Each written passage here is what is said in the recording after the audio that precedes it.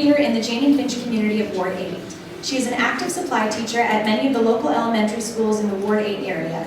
Suzanne has been involved in grassroots organizing for many years. In 2010, Suzanne worked with local community residents, organizers, and unions to resist school closures across the city, and particularly in the Jane and Finch neighborhood. Their collective action resulted in schools in the Jane and Finch neighborhood remaining open. Suzanne is a member of the Jane and Finch Action Against Poverty and has been involved in several community-based actions, such as advocating for the Housing Stabilization Fund, priority neighborhood resources, and raising the minimum wage. Most recently, Suzanne has been a part of creating awareness and organizing around the Toronto Strong Neighborhood Strategy and advocating for more transparent processes between the City of Toronto and residents in priority neighborhoods. Take it away, Suzanne. For being here. If I knew there was going to be a DJ battle, I would have practiced.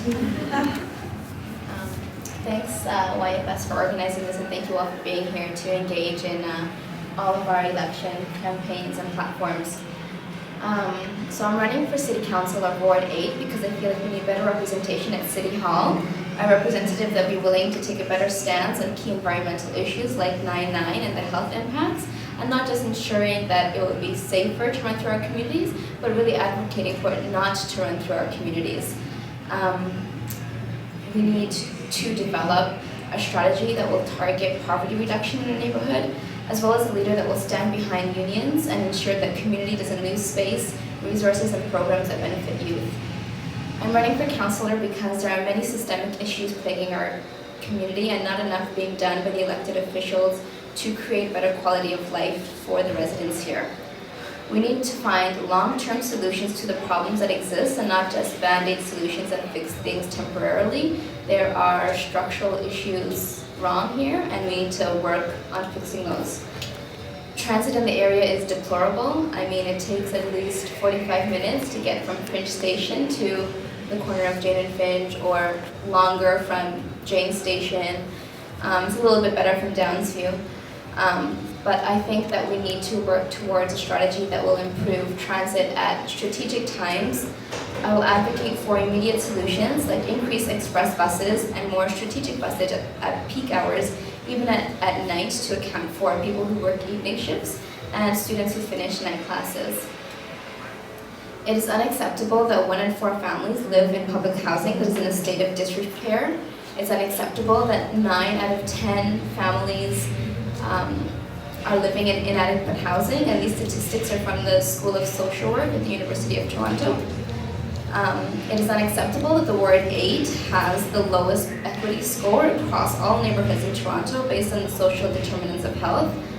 It is unacceptable that many youth in the community graduate from post-secondary school and cannot find adequate employment and are drowning in student debt. There's a lack of access to employment in this community. York is one of the biggest institutions within Ward 8.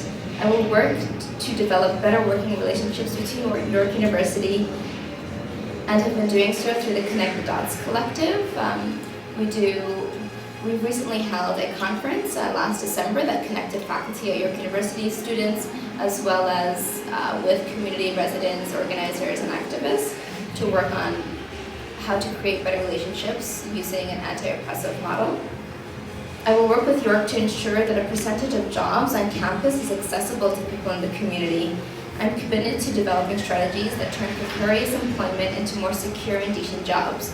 People shouldn't be forced to work 2 to 3 jobs in order to make ends meet, work several part-time jobs because they are not receiving the benefits of full-time employment because they don't have access to unions and reap those benefits. We need a council that will push for the minimum wage increase and demand a living wage. I've been in support of and organizing with the minimum wage campaign taking place all across Ontario. We only got to $11 an hour, voting on policies that can benefit those most in need. I will work with other councillors to advocate for more support and contributions by provincial and federal governments, including working with the business sector, but not depending on the business sector to fund social security in Toronto. Most importantly, I am willing to advocate for all members of the community, those who live in private rental buildings, public housing, homeowners, and students living in campus alike. On election day, I ask you to vote for me, Suzanne Narain, for my family, your family, and our community.